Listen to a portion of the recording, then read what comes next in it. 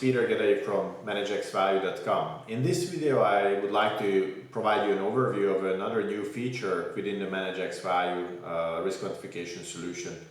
This aims to support decision makers of public companies, decision makers who are interested in looking at the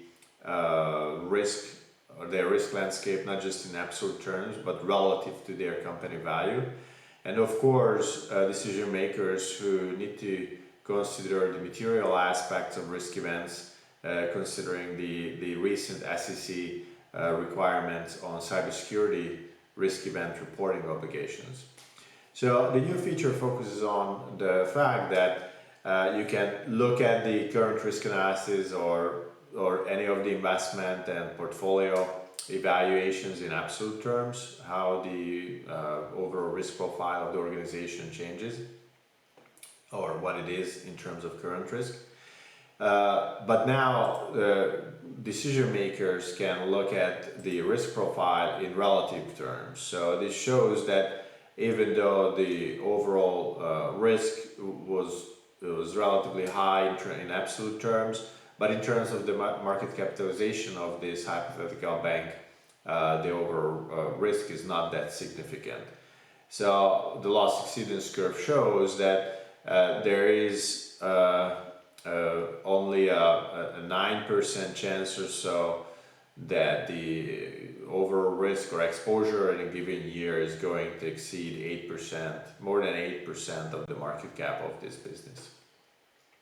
Of course, when decision maker like CEO, CFO, and so on look at it, they can look at it enterprise value level, total invested capital level, and you can enable this throughout all the dashboards. So instead of looking at the risk hierarchies in absolute terms, you can look at it now in terms of relative to the total invested capital, whether you look at it or the organization units or the tax surfaces, where the risk actually materializes, or what are the potential threat actors and what are the potential threat actions. You can look at those in relative terms. Now, there are two other aspects, the balance sheet and the income statement materiality, which are more audit and accounting focus areas. And this really focuses on the SEC reporting requirements.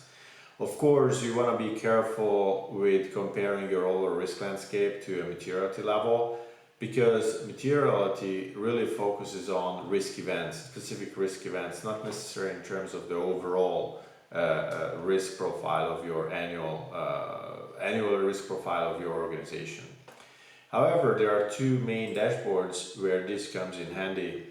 Because when we compare balance sheet materiality in the bubble chart dashboard, this actually shows the potential impact of risk events in terms of the balance sheet materiality.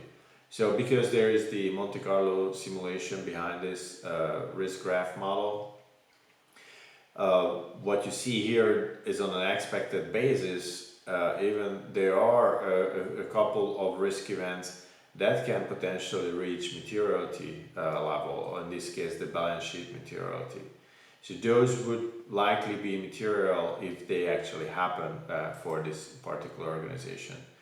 On a minimum basis, in a best year's scenario, nothing would be material in this case, but in worst case scenario, something can be very, very material or way above the materiality threshold.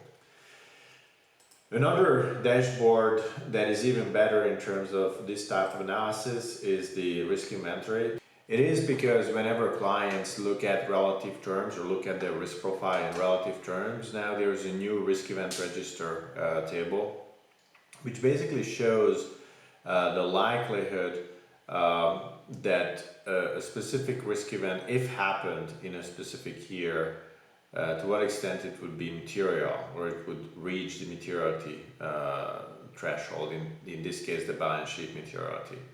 So this way there is a ranked list of the risk events specifically, and rank them based on the likelihood that they would be material.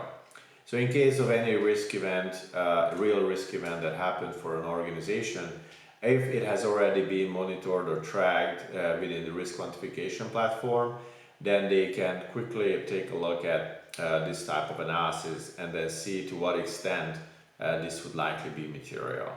Of course, if materiality limits or thresholds consider different limits in terms of like what we capture within those.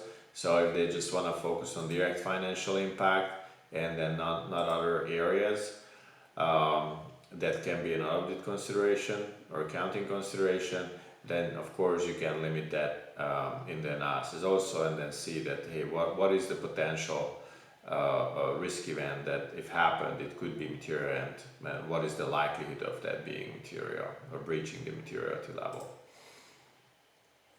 So this is the new type of feature and analysis that is aiming to support decision makers around the SEC reporting requirements, and then to look at the analysis in relative terms, relative to the value of their business. I hope you liked it. If you have any questions related to this, or if you would like to see another topic around risk quantification, or if you are interested in any demo for this platform, head over to ManageXValue.com and request a demo, and we would be happy to provide you one. Thank you very much.